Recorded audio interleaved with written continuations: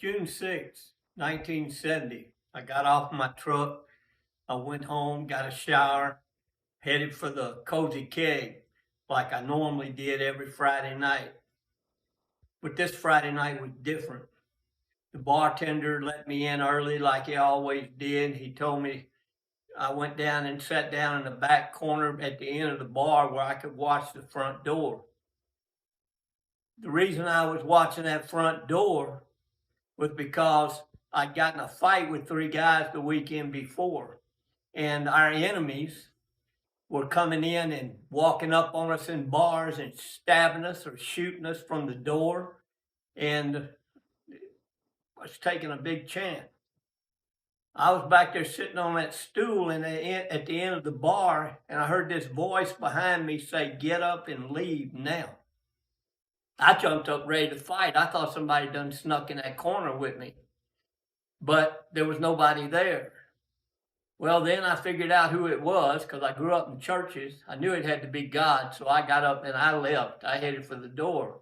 And this special forces buddy of mine that watched my back all the time was coming in the door with the two girls that we'd gotten a fight over the weekend before. And he looked at me and said, "Lobo, what's wrong with you, man?" He says, "You're white as a sheet." I said, "Man, I don't want to talk about it. I just want to get the hell out of here." So I left. I went home. I tried to sleep. I couldn't sleep. So I headed downtown to the state capitol lake, and I wrestled and argued with God for 7 hours trying to get all the bitterness and hate out of me. Finally, after 7 hours, I was empty. And I would kneel down on my knees there on the side of the lake, and I said, "Look, God," I said, "you either exist or you don't exist. I want to know the truth. If you do exist, I'll serve you for the rest of my life." Then I experienced the same kind of presence behind me that I had experienced in the bar. I jumped up ready to fight again, turned around and looked, and I couldn't see anybody, but I knew somebody was standing there behind me.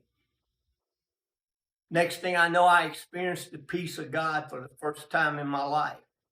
And I haven't lost that peace since then, no matter what I've gone through. No matter what I've faced, I've kept that peace.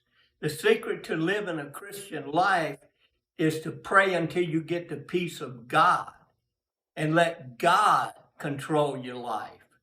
Seek God's will, not trying to fulfill your own will, your own plans for your life. Thank you.